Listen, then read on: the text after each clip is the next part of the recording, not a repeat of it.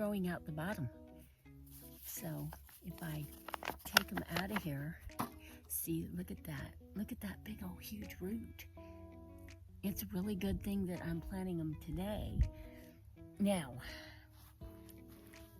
let me mark with my shovel. I'll just go and plant, let's see, one here, one here, one here,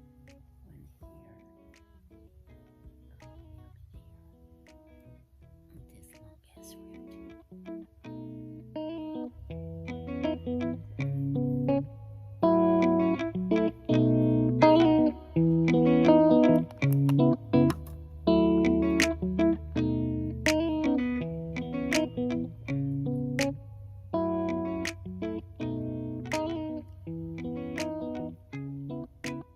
Okay guys, so my corn is almost all planted.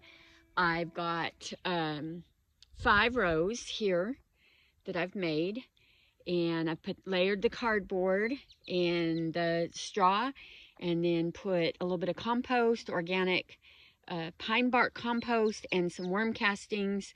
And this soil's already really rich right here because it's under this tree and gets a lot of, you know, like debris and stuff that falls, so it's pretty good.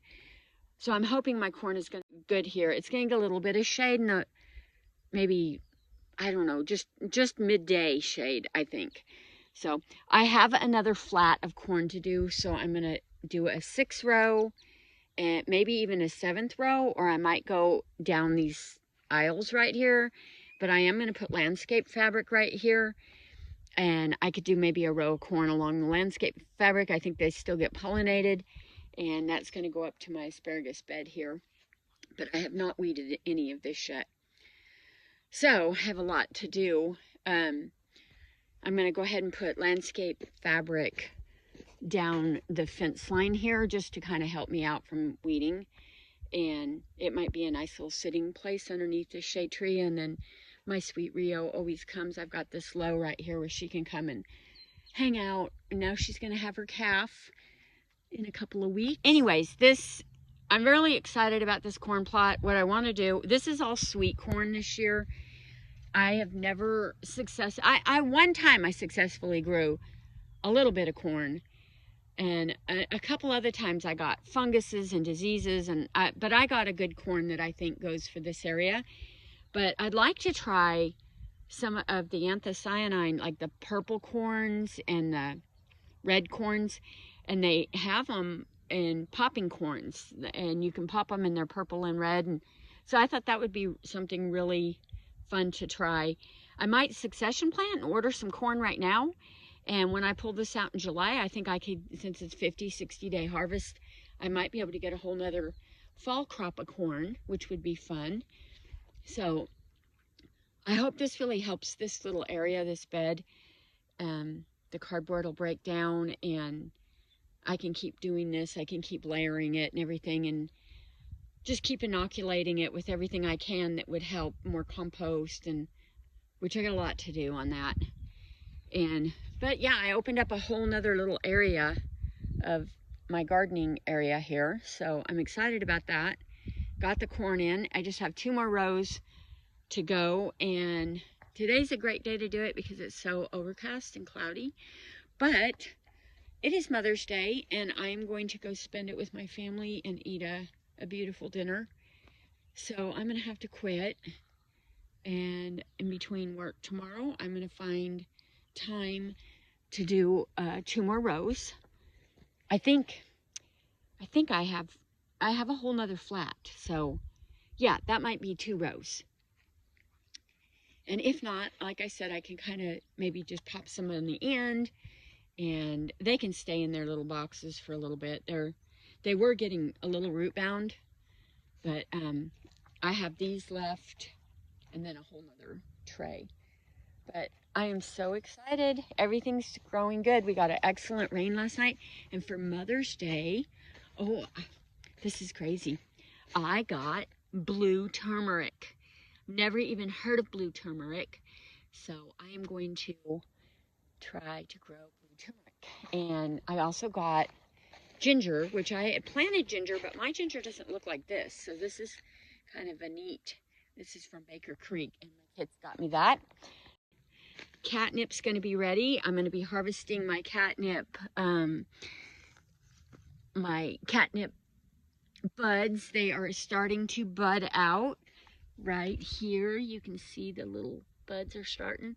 So that's always such a hit on Etsy. Everybody loves catnip buds, the purple flowers that I dry. And I've got my lemongrass, which I harvest for the cats as well. Cats love lemongrass. So, and of course my strawberries, I absolutely love them. I'm so excited. I have quite a few strawberries on here. Yeah, everything's growing really good. I'll do another garden tour real soon. But I don't have anything else to share other than my potato bed is new. I let my arugula go to seed. I got tired of eating it, which I could still eat the leaves. It's just very, very spicy. But oh, my lettuce is doing very, very good. My tomatoes, oh, hang on. One thing I did get, and I'm going to have to tackle, and I'll make a video on it. I have potato beetles, and they're breeding. So I'm going to get some soapy water and start knocking those suckers off into that soapy water today. In fact, I'm going to do that really quick before I have to go to my dinner. But if you think you're going to garden and not have bugs, you're thinking wrong, because no matter what, you're going to have bugs in your garden. That's just the way it is. So you just have to deal with them. I already have squash bugs, and I've been killing them left and right. So just get a good pair of gloves on and start picking bugs. I mean, that's one of the best organic ways to do it. I am going to plant nasturtiums everywhere because I'm learning that nasturtiums really repel a lot of bugs. So I'm going to try that. And I did get a shade cloth. My son covered his entire garden because we get like 110, you know, here a lot. And anyways, he did his entire garden, but he has a, you know, in-ground gardening that he's not shade clothing. But I'm thinking about shade clothing this area right here. I just got a 10 by 20 for right now. He's got like a 20 by 80 shade cloth. So if I decide to do the shade cloth, I'll let you in on that. It's 40%, and that's about perfect.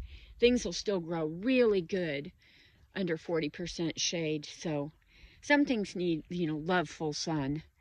But like tomatoes, they would go so good under the 40%. But anyways, I will talk to you guys later. This is just an add-on to my garden tour a few days ago before I started my corn. And I just got up this morning and it was cool and it had rained last night. I thought today is a good a day as any to go ahead and get that done. And I'm going to make a video on harvesting my sage because my sage is absolutely perfect. So I want to get that cut and harvest, and it will grow again before the bugs come and start munching away on it. There's a lot of stuff I can harvest right now and do that with. But for the most part, the grasshoppers and the bugs don't really like the catnip for some reason. And everywhere I plant catnip, it seems to help keep bugs away. So I'm going to do a whole lot more mint. I'm going to go to the nursery and grab more mint, and I've got to do nasturtiums from seeds because we don't have any at our local nursery for sale.